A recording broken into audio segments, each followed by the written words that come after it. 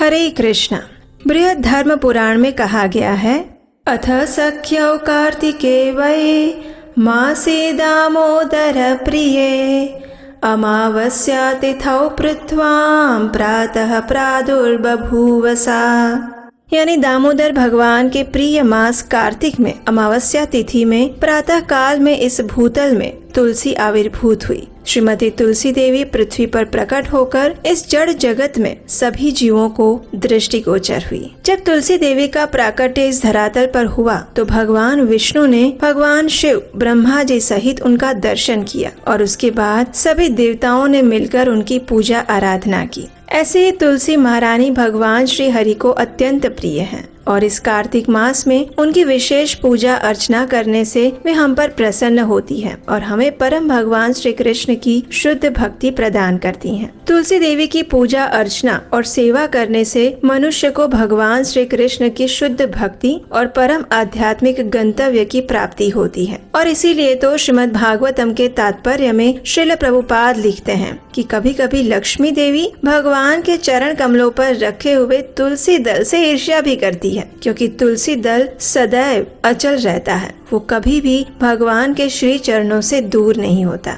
लेकिन भगवान के वक्ष स्थल पर रहने के बावजूद भी लक्ष्मी देवी को कभी कभी अपने भक्तों की प्रार्थना सुनकर उन पर कृपा करने के लिए आना जाना पड़ता है। लेकिन तुलसी दल सदैव भगवान के पास ही निकट रहता है और इसीलिए भगवान को तुलसी की सेवा लक्ष्मी की सेवा से अधिक प्रिय है। तो ऐसी ही परम पावनी और भक्ति प्रदान करने वाली तुलसी देवी की विशेष कृपा प्राप्त करने के लिए और उनका गुणगान गाने के लिए प्रत्येक वर्ष कार्तिक मास में हम तुलसी विवाह का उत्सव मनाते हैं। भगवान श्री हरि के शालिग्राम स्वरूप के साथ उनका विवाह करवाया जाता है और प्रत्येक वर्ष वैदिक पंचांग के अनुसार कार्तिक मास के शुक्ल पक्ष की एकादशी से लेकर कार्तिक मास के पूर्णिमा के बीच में योग्य दिन और समय देखकर उनका विवाह समारोह आयोजित करवाया जाता है। स्कंद पुराण में बताया गया है कि कार्तिक शुक्ला नवमी के दिन से द्वापर युग का आरंभ हुआ था, इसलिए ये तिथि दान और उपवास में क्रमशः पूर्वाहन व्यापिनी और पराहन व्यापिनी हो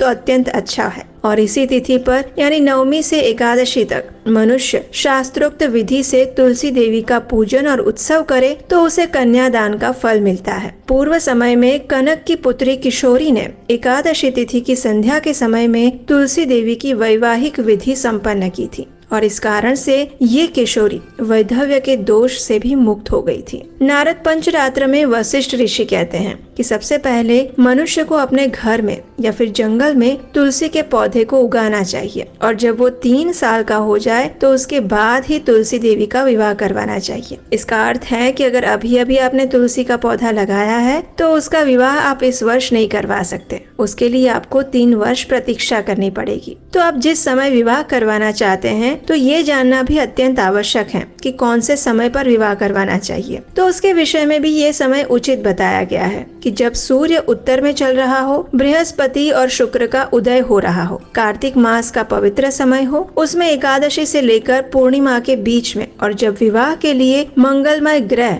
और नक्षत्र बने हुए हो, उस समय में तुलसी और शालिग्राम विवाह करवा सकते हैं। तो इन सभी शास्त्रों के आधार पर अब हम समझ सकते हैं कि इस वर्ष कार्तिक मास के शुक्ल पक्ष की एकादशी तिथि आ रही है 12 नवंबर मंगलवार के दिन और द्वादशी तिथि भी उसी दिन संध्या में 4:04 से प्रारंभ हो जाएगी। इसलिए सामान्य रूप से द्वादशी के दिन संध्या के समय में तुलसी विवाह करवाया जाता है। इस प्रकार इस वर्ष आप 12 नवंबर से लेकर 15 नवंबर के बीच में किसी भी दिन मंगलमय नक्षत्र और शुभ मुहूर्त में तुलसी विवाह करवा सकते हैं। हालांकि इस बार एकादशी तिथि के दिन ही संध्या के समय में द्वादशी तिथि का आरंभ हो जा रहा है, इसलिए कुछ स्थानों पर 12 नवंबर को ही संध्या के समय में तुलसी विवाह करने की सलाह दी गई है। लेकिन वैष्णव कैलेंडर के अनुसार हम उदया तिथि का पालन करते हैं, यानी सूर्योदय के समय में जब द्वादशी तिथि उपलब्ध हो उस दिन तुलसी विवाह करवा सकते हैं। तो इस नियम अनुसार तुलसी विवाह का आरंभ आप 13 नवंबर के दिन से कर सकते हैं। अगर आप तुलसी विवाह की संपूर्ण विधि जानना चाहते हैं या फिर तुलसी विवाह के विषय में आपके कोई संशय है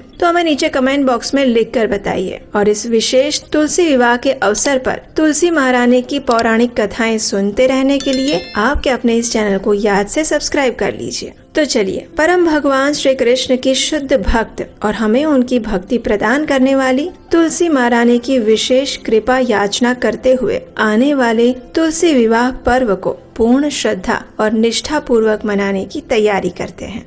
हरे कृष्णा।